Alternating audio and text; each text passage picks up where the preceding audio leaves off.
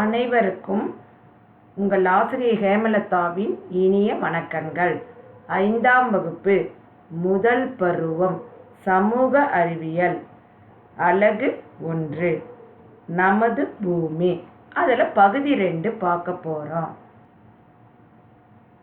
இப்போ இமயனோட அப்பா அந்த பூமியை பற்றி இன்னும் விளக்கமாக சொல்கிறாரு. என்ன சொல்கிறாருன்னு பார்க்கலாமா? தந்தை: ஆம், பூமிக்கு 2 இயக்கங்கள் உள்ளன. இமையா, பூமிக்கு 2 இயக்கங்கள் இருக்கு. ஒன்று சுழலுதல், இரண்டாவது சுற்றுதல்.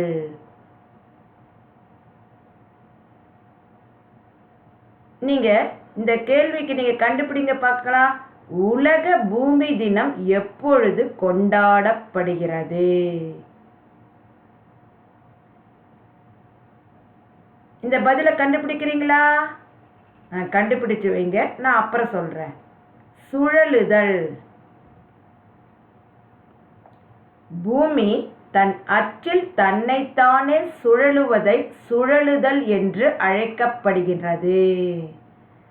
பூமி தன்னைத்தானே சுழலுவதன் காரணமாக இரவும் பகலும் ஏற்படுகின்றன. இந்த படத்தை பார்க்கலாமா? பாருங்க, இங்க சூரியன் இருக்கு, இங்க பூமி இருக்கு. பூமி என்ன பண்ணுது? தன்னைத்தானே சுழலுகிறது. அப்ப சுழலும் போது இந்த சூரியன் பக்கம் இப்படி சுழலும் போது இந்த பக்கம் பகல் ஏற்படுகிறது, இந்த பக்கம் இரவு ஏற்படும். மறுபடியும் சுத்தும் போது இது மாதிரி சூரியன் இருக்கிற பக்கம் பகல் வரும், அதுக்கு எதிர்ப்புறம் இரவும் வரும். தன்னைத்தானே சுழலுவதால் இந்த மாற்றம் ஏற்படுது. இந்த படத்துல பாருங்க, இது இந்த பக்கம் இருக்கிறது என்னது சொல்லுங்க? இந்த சைடு இருக்கிறது என்னது? சூரியன். அப்ப பகல் நேரம். இது என்ன நேரம்? நிலவு இருக்கு, நட்சத்திரங்கள் இருக்கு, வானம் பாருங்க இருட்டா இருக்குதானே, இது இரவு நேரம். இது பகல் பொழுது, இது இரவு பொழுது. சூரியன் உள்ள நேரம் பகல் நேரம், இது இரவு. சந்திரன் இருக்கிறது இரவு நேரம். இப்ப சுற்றுதல். பூமி தனது அச்சில் 23.5 டிகிரி சாய்வாக அமைந்து தன்னைத்தானே சுழன்று கொண்டு அதே வேளையில் சூரியனை சுற்றி வலம் வருவதை சுற்றுதல் என்று அழைக்கப்படுகின்றது. அது பூமி தானா மட்டும் சுத்துறது சுழலுதல். சுற்றுதல்னா பூமி தன்னோட அச்சிலிருந்து 23.5 டிகிரி சாய்வா அமைந்து தன்னைத்தானே சுழல்றது மட்டுமல்லாம சூரியனை சுற்றி வலம் வருவதை சுற்றுதல் சொல்றோம். சுழலுதல், சுற்றுதல், இதுக்கு வேறுபாடு தெரிஞ்சுக்கோங்க. பூமி சூரியனை சுற்றி வலம் வருவதால் பருவ காலங்கள் ஏற்படுகின்றன. இந்த பூமி இருக்குதானே, இப்படியே வந்தது தானே, இந்த சூரியன் நடுவில் இருக்கும்போது அது சுற்றி வரும்போது உருவாகிறது தான் பருவ காலங்கள். நம்ம பருவ காலங்கள்லாம் என்னன்னு சொல்லுவோம்? கோடை காலம், மழைக்காலம், குளிர்காலம், இலையுதிர்காலம், இப்படி சொல்லியிருக்கோமா இல்லையா? இப்போ அதெல்லாம் எப்படி இந்த பருவ காலங்கள் உருவாகுதுன்றதை இந்த படத்துல வச்சு பார்க்கலாமா? பாருங்க, இது என்னமா ஒரே வெயில் அடிக்குது. அது என்ன காலம்? கோடை காலம். எந்த மாதம் முதல்? மார்ச் முதல் மே வரை. அடுத்தது பருவ காற்று காலம். தென்மேற்கு பருவ காற்று காலம்னா மழை வரக்கூடியது, ஜூன் முதல் செப்டம்பர் வரை. அடுத்தது பாருங்க, காற்று வீசுது, மழை அடிக்குதா, அதுக்கு என்ன பேருனா வடகிழக்கு பருவ காற்று காலம், அக்டோபர் முதல் நவம்பர் வரை. அடுத்தது நமக்கு குளிர்காலம், பனிக்காலம் சொல்லுவோம். அது டிசம்பர் முதல் பிப்ரவரி வரை. அப்ப காலங்கள் என்ன? கோடைக்காலம், தென்மேற்கு பருவ காற்று காலம், வடகிழக்கு பருவ காற்று காலம், பனிக்காலம். செயல்பாடு. பூமியின் வடிவமைப்பு மாதிரியை செய்து பார். இந்த மாதிரி கொடுத்துருக்காங்க. இது மாதிரி நீங்க ஒரு செயல்பாடை நீங்களே செய்யலாம். இந்த பூமி மாதிரி ஒரு வடிவத்தை உருவாக்கி செய்யுங்க. தந்தை: உயிர் வாழ தேவையான நிலம், காற்று மற்றும் நீர் பூமியில் மட்டுமே உள்ளது. இமயன்ட்ட சொல்றார் அவங்க அப்பா, நம்மெல்லாம் உயிர் வாழ்வதற்கு என்ன வேணும்? நீர் வேணும், காற்று வேணும், நிலம் வேணும். அது எங்க இருக்கு?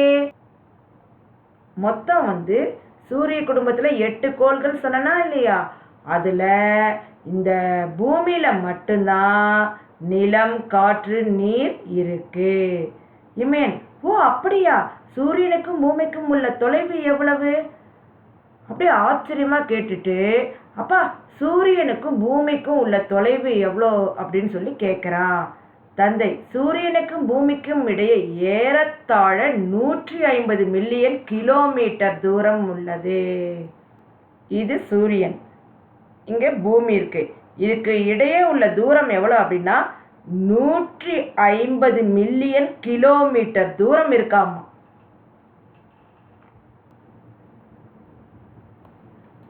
இமயன், மேலும் கோள்களை பற்றி வியப்பான தகவல்கள் உள்ளனவா அப்பா? அப்பா கோள்களை பற்றி இன்னும் நிறைய தகவல்கள் இருந்தா நீங்க சொல்லுங்கப்பான்னு கேட்குறா. அவங்க அப்பா சொல்ல ஆரம்பிக்கிறாரு. அதை நம்ம என்ன கேட்கலாமா? புதனும் வெள்ளியும் சூரியனுக்கு அருகில் உள்ள கோள்கள் ஆகும். பூமிக்கு அடுத்தபடியாக செவ்வாய், வியாழன், சனி, யுரேனஸ், நெப்டியூன் ஆகியவை உள்ளன. சூரியனுக்கு அருகில் உள்ள கோள்கள் மிகவும் வெப்பமானவை. சூரியனிலிருந்து மிக தொலைவில் உள்ள கோள்கள் மிகவும் குளிர்ச்சியாக உள்ளன. புதன்கோள் மற்ற கோள்களை விட மிகவும் சிறியது. வியாழன் கோள் மற்ற கோள்களை விட மிகவும் பெரியது. இப்போ நான் படத்தை காமிக்கிறேன், அதை வச்சு நான் உங்களுக்கு விளக்கமாக சொல்கிறேன். இந்த படத்தை பாருங்க. புதனும் வெள்ளியும் சூரியனுக்கு அருகில் உள்ள கோள்கள். பூமிக்கு அடுத்தபடியா செவ்வாய், வியாழன், சனி, யுரேனஸ், நெப்டியூன் ஆகியவை உள்ளன. அப்படியே இந்த நீள்வட்ட பாதையில் பதிவுகளை அடுத்தடுத்து வந்துட்டு இருக்கா, அதுதான். இப்போ சூரியனுக்கு அருகில் உள்ள கோள்கள் மிகவும் வெப்பமானவை. பாருங்க, புதன், வெள்ளி இப்படி வருது பார்த்தீங்களா, பூமி, செவ்வாய், இதை மாதிரி வந்து அப்படியே அருகில் உள்ள கோள்கள் வந்து மிகவும் வெப்பமாக இருக்கு. சூரியன் கிட்ட இருந்து மிக தொலைவில் உள்ள கோள்கள் வந்து குளிர்ச்சியா இருக்கும். இந்த புதன் கோள் மற்ற கோள்களை விட மிகவும் சின்னது. படத்தை பார்த்தீங்கன்னாவே தெரியும் பாருங்க. இது எப்படி இருக்கு? ரொம்ப சின்னதா இருக்கு. அடுத்தது பார்த்தீங்கன்னா இந்த கோள்களில் பாரு, எது வந்து பெருசா இருக்கு பாருங்க. வியாழன். இந்த பாருங்க, இந்த பந்து மாதிரி இருக்குதானே, இந்த அமைப்பு எல்லாத்தையும் பாருங்க, அதுல வியாழன் தான் மிகப்பெரிய கோள். இந்த வெள்ளிக்கும் பூமிக்கும் படத்தை பாருங்க, வெள்ளிக்கும் பூமிக்கும் வந்து இரட்டை கோள்கள் சொல்லுவோம். இது ரெண்டையும் என்ன சொல்லுவோம்? நம்ம இரட்டை கோள்கள் சொல்லுவோம். செவ்வாய் இருக்குதானே இந்த படம், இது வந்து சிகப்பா இருக்கிறதுனால செந்நிற கோள்னு சொல்லுவோம். இந்த பூமி வந்து நீர்க்கோளம் அப்படின்னு அழைக்கப்படுகிறது. இப்ப எந்த கோளுக்கு வந்து வளையம் இருக்கு பாருங்க. எந்த கோள்? சனி வந்து அந்த கோளை சுற்றி வளையம் இருக்கிறதுனால இந்த கோள் என்ன பேரு அப்படின்னா சனி. இந்த சனிக்கோளை சுற்றி வளையம் இருக்கு. அப்ப வளையங்களை கொண்ட கோள் சனி. இமயன், மிகவும் அற்புதம். பூமியில் நாம் எங்கு வாழ்கிறோம்? அப்பா நீங்க சொல்றது ரொம்ப அற்புதமா இருக்கு. அப்ப பூமியில நாம எங்க வாழ்ந்துட்டு இருக்கிறோம் அப்படின்னு கேட்கிறான். தந்தை, பூமியின் மேற்பரப்பில் நாம் வாழ்கிறோம். நம்ம எங்க வாழணும்னா பூமியினுடைய மேற்பகுதியில். இதுல 7 கண்டங்களையும் 5 பெருங்கடல்களையும் உள்ளடக்கியது.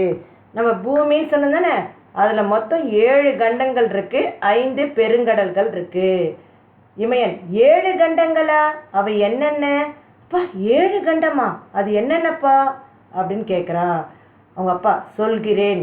ஆசியா, ஆப்பிரிக்கா, வட அமெரிக்கா, தென் அமெரிக்கா, அண்டார்டிகா, ஐரோப்பா மற்றும் ஆஸ்திரேலியா. இதெல்லாம் தான் மொத்தம் 7 கண்டங்கள். இமயன், எது பெரிய கண்டம்? இப்போ இத்தனை கண்டங்கள் சொன்னீங்க தானே, அதில் எது பெரிய கண்டம்? தந்தை, நாம் வாழும் ஆசிய கண்டம் தான் அனைத்திலும் மிக பெரியது. நம்ம வாழக்கூடிய ஆசிய கண்டம் தான் மிக பெருசு. அதே மாதிரி மிக சிறிய கண்டம்னு எடுத்துட்டா ஆஸ்திரேலியா. அதில் முக்கியமாக இன்னொரு கண்டம் என்னென்னா அண்டார்டிகா. அங்கே பார்த்தீங்கன்னா பனி நிறைந்து இருக்கும். இப்போ உங்களுக்கு 7 கண்டங்களை பற்றி மனப்பாடம் சீக்கிரம் ஆகணும்னா அதுக்கு ஒரு எளிமையான வழி A4 நோஸ். 4A நோஸ், மூக்கு ஞாபகம் மாதிரி வச்சுக்கோங்க. இப்போ ஏ ஆசியா அப்படின்னா ஏ ஆல ஆரம்பிக்குது பாருங்க இங்கெல்லாம் ஆன்றது. A1 Asia, A2 Africa, A3 Antarctica, A4 Australia. இதில் பார்த்தீங்களா 4A இருக்கா, அதுதான். அப்புறம் நார்த் அமெரிக்கா, அதுக்கு N1 கொடுத்துருக்காங்க, வட அமெரிக்கா. அடுத்தது எஸ் கொடுத்துருக்காங்களா இல்லை, சவுத் அமெரிக்கா. ஈரோப் சொல்லுவோம், ஐரோப்பா. அப்போ NOSக்கு விளக்கம் தெரிஞ்சுக்கிட்டீங்களா? A4னா 4 கண்டத்தை குறிக்குது, N1னா North America, South America, Europe. இப்போ இந்த கண்டங்கள் சொன்னதானே, அது என்னென்னு சொல்லி பார்க்கலாமா? இங்கே பாருங்க, வட அமெரிக்கா, ஐரோப்பா, ஆசியா, ஆப்பிரிக்கா, தென் அமெரிக்கா, ஆஸ்திரேலியா. இங்கே பனிகண்டம் சொன்னா இல்லை, இது அண்டார்டிகா. இப்போ தெரிஞ்சுக்கிட்டீங்களா? இதுதான் உலக வரைபடம். இதில் இந்த இங்கே கொடுத்துருக்கிறதெல்லாம் 7 கண்டங்கள். நாம் அறிந்து கொள்வோம். கண்டங்களின் மேற்பரப்பு ஆனது பல வகையான நிலத்தோற்றங்கள் கொண்டுள்ளன. இப்போ இந்த கண்டங்கள் சொன்ன அதனுடைய மேற்பரப்பு பல வகையான நிலத்தோற்றங்கள் இருக்கு. அதுக்கு என்னென்னா சமவெளிகள், பீடபூமிகள், மலைகள், கடற்கரை சமவெளிகள், பள்ளத்தாக்குகள், பாலைவனங்கள் மற்றும் தீவுகள் போன்றவைகளாகும். அந்த கண்டங்களுடைய மேற்பரப்பில் இந்த மாதிரி நிலங்கள்லாம் இருக்கு. உலகிலேயே மிக உயரமான சிகரம் எவரெஸ்ட். அது பார்த்திங்கன்னா 8848 மீட்டர் உயரம் உடையது. இது எங்கே இருக்குன்னா இமயமலையில் அமைந்துள்ளது. இது நீங்கள் தெரிஞ்சுக்கோங்க. அடுத்து இமயன் கேட்குறான், அப்பா 5 பெருங்கடல்களின் பெயர்களை கூறுங்கள் அப்படின்னு கேட்குறான். நம்ம அந்த வரைபடத்துக்கு போகலாமா? ஆர்க்டிக் பெருங்கடல் பாருங்க, ஆர்க்டிக் பெருங்கடல், பசிபிக் பெருங்கடல், அட்லாண்டிக் பெருங்கடல், இந்திய பெருங்கடல், தென் பெருங்கடல். அப்ப 5 பெருங்கடல்களை கொண்டது. இதுல பாத்தீங்கன்னா நம்மளுடைய பூமியில 71% நீராலும் 29% நிலத்தால் சூழப்பட்டு உள்ளது. நம்ம பூமின்னு எடுத்துக்கிட்டோம்னா 71% நீர் இருக்கு, 29% தான் நிலம். அதுல பாத்தீங்கன்னா 96.5% நீர். அது என்ன நீர்னா உப்பு நீர், சலைன்னு சொல்லுவோம். 2.5% தான் குடிக்கக்கூடிய நீர், நன்னீராக இருக்கு. இதில் 1% மட்டும்தான் பயன்படுத்தக்கூடியதா உள்ளது. அப்போ உப்பு நீர் எவ்வளவு? 96.5% இருக்கு. அதில் 2.5% தான் நன்னீர். அதுலேயும் நம்ம குடிக்கக்கூடிய தண்ணீர் 1%. பெருங்கடல்களின் சராசரி ஆழம் 3800 மீட்டர் ஆகும். இப்போ இந்த பெருங்கடல்கள் 5 சொன்னா இல்லையா, அதில் அதனுடைய ஆழம் எவ்வளோ இருக்குன்னா 3800 மீட்டர். அந்த பெருங்கடல்களின் மிக ஆழமான இடம் மரியானா அகழின்னு சொல்லுவாங்க. இது எங்கே இருக்கு? இந்த மரியானா அகழினா பசிபிக் பெருங்கடலில் அமைந்துள்ளது. இமயன் கேட்குறான், அப்பா பூமியை பற்றி இவ்வளோ விளக்கமா நீங்கள் சொன்னீங்க, நானும் நல்லா தெரிஞ்சுக்கிட்டேன், நன்றிப்பா. இன்று உங்களிடமிருந்து பூமியை பற்றிய நிறைய வியப்பூட்டும் செய்திகளை தெரிந்து கொண்டேன். இப்போது நான் படிக்க போகிறேன்.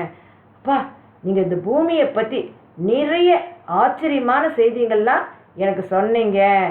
இப்போ இதை நினைவில் வச்சுக்கிட்டு நான் படிக்க போகிறேன் அப்படின்னு சொன்னான். அதுக்கு அவங்க அப்பா சொல்கிறார், சரி இமயன், படிப்பதற்கு செல். சரி, நீ போய் என்ன பண்ணுற, படிக்க போன்னு சொன்னார். கலை சொற்கள். துகள்கள், பார்ட்டிகிள்ஸ். துகள்கள், பார்ட்டிகிள்ஸ். உப்பு நீர், சலைன் வாட்டர். அகழி, ட்ரிங்க். இப்போ நம்ம பகுதி 2ல் தன் சுழற்சி, சூரியனை சுற்றி வலம் வருதல், அப்புறம் 7 கண்டங்கள், 5 பெருங்கடல்கள், அதை பற்றிலாம் நீங்கள் தெரிஞ்சுக்கிட்டீங்களா? இதோடு இந்த வகுப்பு முடிஞ்சது.